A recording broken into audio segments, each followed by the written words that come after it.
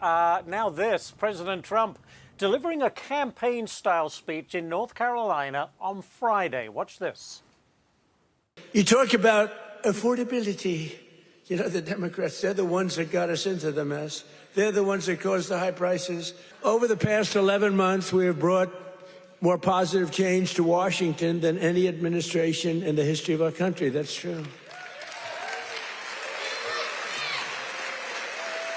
And there's never been anything like it. When I took office last January, I inherited a mess. And very simply, I am fixing it. So he's fixing it. Stephen Moore joins me now. Stephen, great to see you. The question is, can Donald Trump make this fix in an expedited manner, certainly by the time the midterms come around?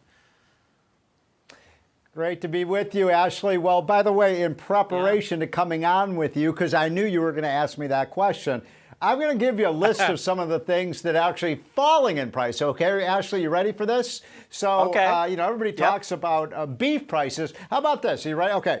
Eggs. Eggs are down 13% this year. Did you know that? How about smartphones? Have you bought an iPhone lately?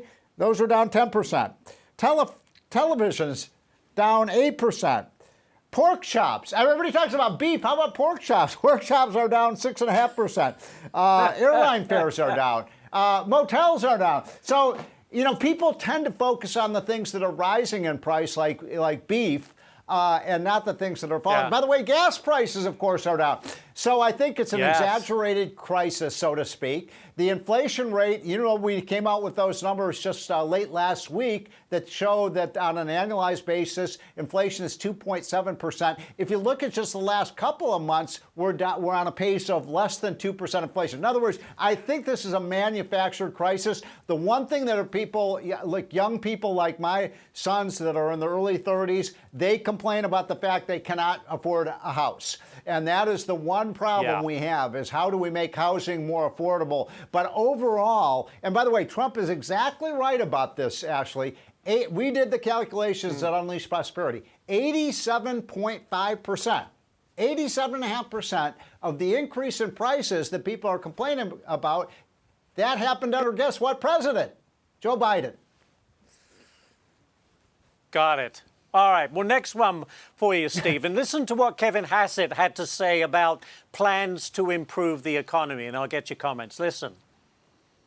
We've got a list of things that we're going to present to the president. I expect, break a little news for you, I expect that most of us are going to be down for a big chunk of the week after Christmas at Mar-a-Lago, going through all the plans for next year. And definitely we have a big list of housing ideas that have been vetted very carefully by the cabinet secretaries to present to the president in a week or two, and we'll see which ones he picks.